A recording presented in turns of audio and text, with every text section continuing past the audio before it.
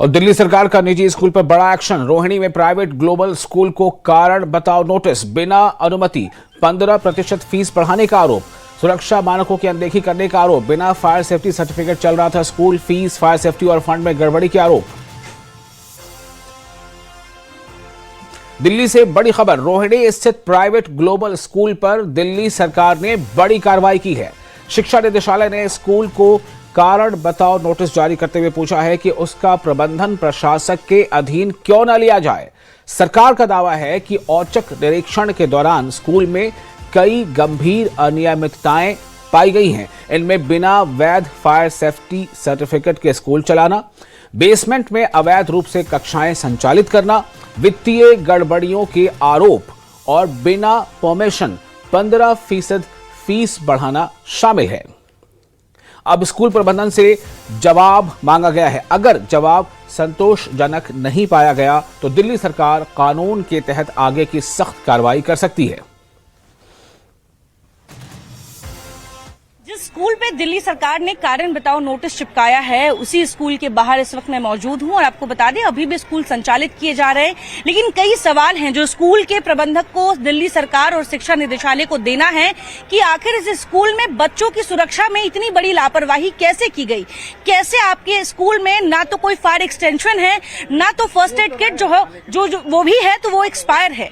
यहाँ तक कि बच्चों के स्विमिंग पूल को भी जो है कमर्शियलाइज कर दिया गया है बाहर वालों के लिए, और यहाँ तक कि फाइनेंशियल घपले भी कई सारे जो हैं वो इस वक्त सामने आए हैं। यहाँ पे हम ये जानने की कोशिश करेंगे। सर, एक सवाल है, क्या आपको पता है दिल्ली सरकार ने नोटिस दिया है? आपका बच्चा पढ़ता है? मुझे आइडिया नहीं है इस वक्त। क्या आप इनके सेफ्टी के लिए कंसर्न नहीं है क्या?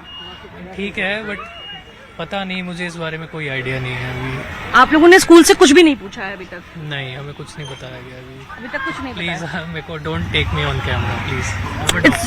इट्स फाइन, ठीक है। ये देखिए, यही समस्या है कि जब तक आपके ऊपर वो बात नहीं आती है तब तक आपको लगता है कि ये हमारी जिम्मेदारी नहीं है कि हम इस पर बात करें। मैम, आपका बच्चा स्कूल में पढ़ता है?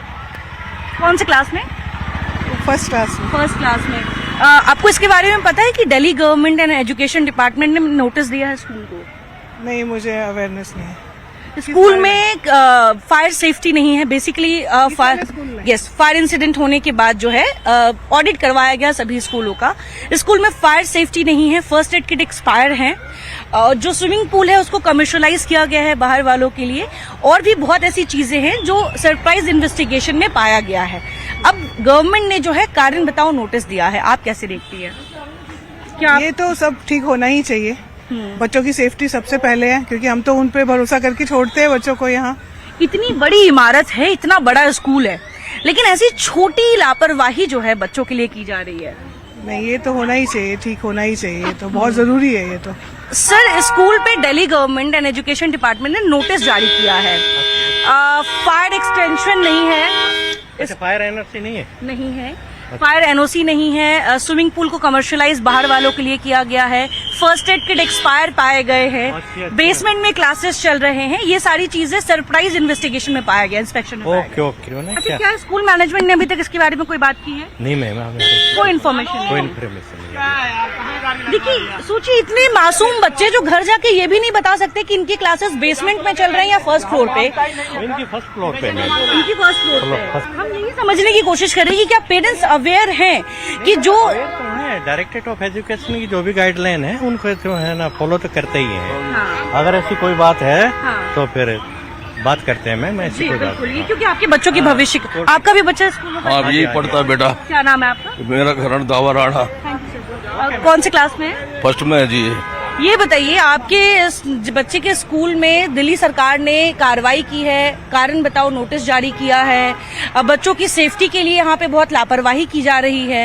जो सबके लिए वो क्या हमारे आप लिए चिंतित नहीं है अपने बच्चे के लिए? है क्यों नहीं? बच्चे तो इसे दिल्ली में कितनी आपकी घटनाएं को पढ़ा लिखा रहे हैं, पैसा लगा रहे हैं, तो चीज चाहिए। ये तो टाइम पर नहीं मिलेंगे तो क्या हुआ है बताओ? इसी दिल्ली में कितनी आग की घटनाएं हुई हैं? ये तो है। देखो, देखिए, यहाँ पे क्या है ना कि ये जो पेरेंट्स हैं, इनके जो बच्चे जो नर्सरी में है, फर्स्ट क्लास में है, सेकंड क्लास में है, ये इतने अनुभवी नहीं है कि आखिर बच्चों को जो बड़ी इमारतें और हाईफाई और लग्जरी देके जो बड़ी बड़ी मोटी मोटी फीस देकर ये बच्चों का एडमिशन करवा रहे हैं, उनको इसके बारे में ये आइडिया नहीं है कि आखिर उनके बच्चों की सेफ्टी के साथ स्कूल प्रबंधन किस तरह से लापरवाही करती है, खिलवाड़ करती है, और कल होके खुदा न खास्ते अगर कोई ऐसी घटना हो जाए तो उस वक्त ये सारी बातें भले सामने आ जाए, लेकिन अगर सरकार पहले से ऑडिट करवा रही है और ऑडिट में इतनी लापरवाही सामने आई है तो अब देखना होगा कि जहां एक तरफ पेरेंट्स को इसके बारे में कुछ नहीं पता, लेकिन क्या स्कूल प्रशासन सरकार को संतोषजनक जवाब दे पाएगी,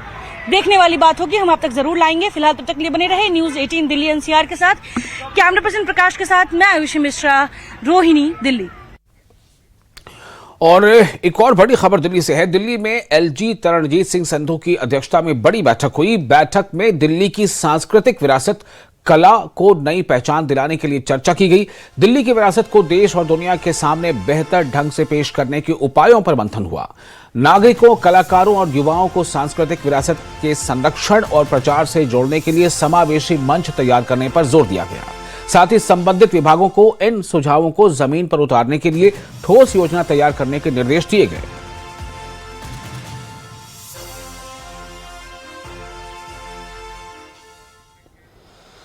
और दिल्ली में जल भराव से निपटने की बड़ी तैयारी। कश्मीरी गेट के कुत्सिया घाट पर हाई कैपेसिटी पंपिंग सिस्टम शुरू। मंत्री प्रवेश वर्मा ने किया सिस्टम का उद्घाटन। जल भराव रोकने के लिए लगाए गए 5 बड़े पंप। भूमिगत पाइपलाइन से सीधे यमुना में जाएगा पानी। कश्मीरी गेट और आसपास के इलाकों को मिलेगी राहत। मॉनसून में जल भराव और बाढ़ के खतरे को कम करने की कोशिश। राजधानी में जल भराव की समस्या से निपटने के लिए कश्मीरी गेट के कुत्सिया घाट पर, जो कुत्सिया घाट है, उस घाट पर हाई कैपेसिटी पंपिंग सिस्टम शुरू किया गया है। मंत्री प्रवेश वर्मा ने इस सिस्टम का आगाज किया।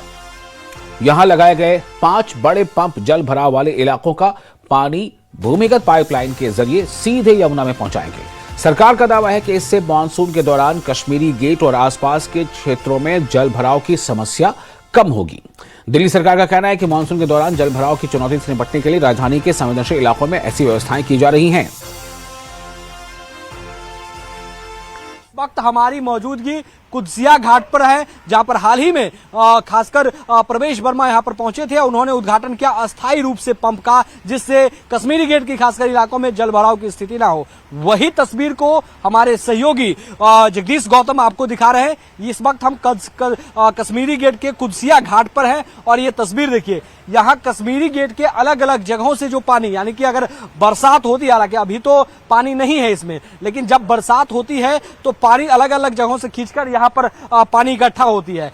अब यहाँ से पानी को कैसे यमुना में ले जाया जाए, इसके लिए बंदोबस्त किया गया है। ये बड़ी बड़ी पाइपें आपको देख पा रहे होंगे। 5 यहाँ पर मोटर टोटल जो है वो लगाए गए हैं। यहाँ पर जो देखरेख के लिए रहते हैं हम उनसे भी बातचीत करेंगे। और 5 मोटर यहाँ पर लगाएंगे और मोटर का संचालन के लिए ये देखिए घर ऑफिस टाइप पे ये बनाया हुआ है।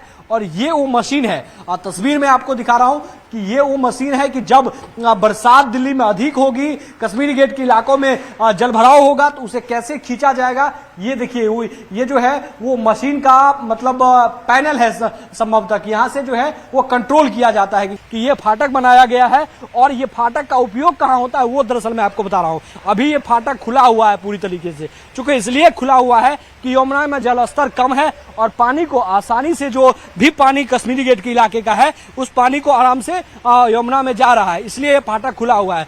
और ये भी तस्वीर दिखा रहे हैं कि देखिए जो बनाया गया है, अभी जो पानी जा रहा है वो पानी जो मैंने आपको दिखाया कि जो फाटक बना हुआ है उस फाटक के तहत जा रहा है पानी, अभी उस फाटक से ही जा रहा है। लेकिन जब यमुना का जलस्तर बढ़ेगा तो पानी जो है आगे की ओर आएगा, तो फाटक के अंदर से पानी रिवर्ट मतलब रिहायशी इलाकों में ना जाए, इसके लिए इस फाटक को बंद कर दिया जाता है। और फिर पानी कहां से आता है, ये तस्वीर देखिए, जो अभी सूखा पड़ा हुआ है, यही दरअसल अस्थायी व्यवस्था किया गया है कि इसके तहत जो है वो पानी को यमुना की तरफ जो है वो उसका बहाव होगा। ये बताइए, आप यहाँ संचालन करते हैं, क्या क्या व्यवस्था यहाँ पर किया गया अस्थायी रूप से? ये सब कश्मीरी गेट का जो पानी बारिश में रुकता है वो पानी सारा यहाँ से निकल के, ये मोटरें लगाई हैं 5 मोटर, और ये सारा पानी यहाँ से निकल के ये रास्ते से इधर जाता है। हाँ। ये बिल्कुल बढ़िया बनाया है, कोई दिक्कत नहीं होगी आपको कश्मीरी गेट में, किसी चीज की दिक्कत नहीं होगी, कोई सैलाब की।